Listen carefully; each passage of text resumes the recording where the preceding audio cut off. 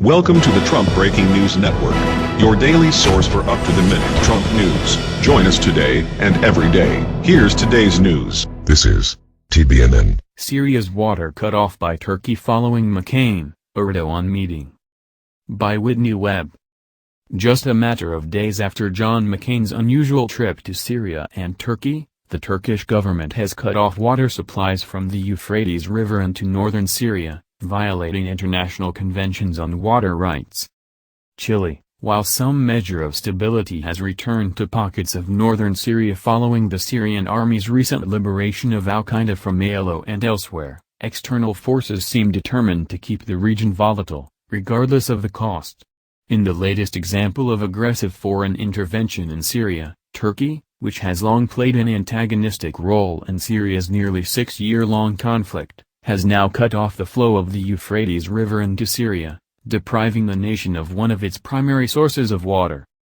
According to the Kurdish Hill War news agency, Turkey cut water supplies to Syria around February 23, which subsequently forced a hydroelectric plant at the Tishrin Dam to shut down while also significantly reducing water levels on its associated reservoir.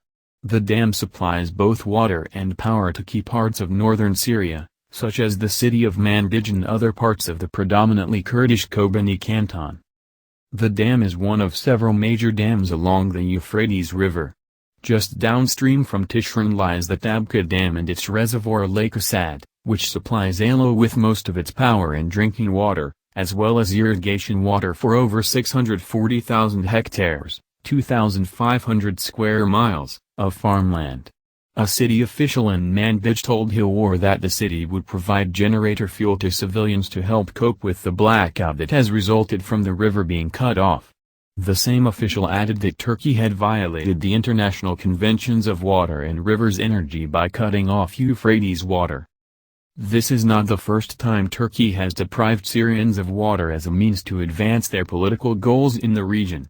Turkey previously cut the river off in May of 2014. Causing water levels on Lake Assad to drop by over 20 feet and creating the potential for genocide by means of dehydration.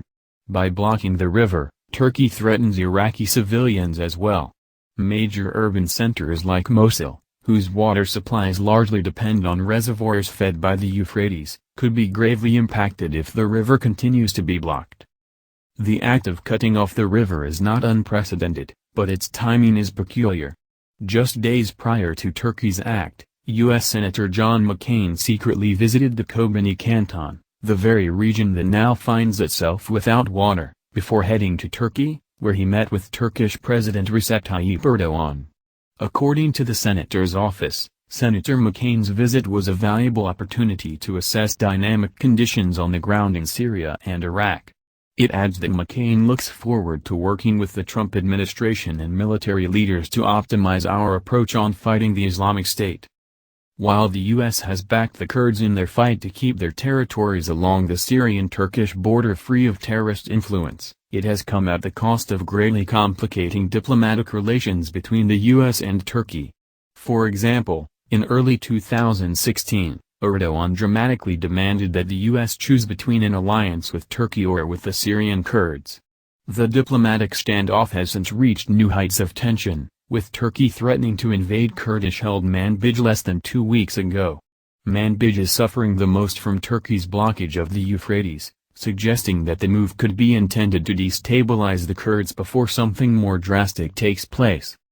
It also warrants mentioning that despite Erdogan's and McCain's claims that they are eager to defeat the Islamic State and other terrorist factions, both have close ties to those very same groups. This, of course, suggests that McCain's visit, as well as recent moves by Turkey, have ulterior motives that have yet to be publicly expressed. For example, McCain has been so intent on removing Assad from power that he has fostered relationships with the Syria's moderate rebels and its more notorious opposition factions such as the Islamic State.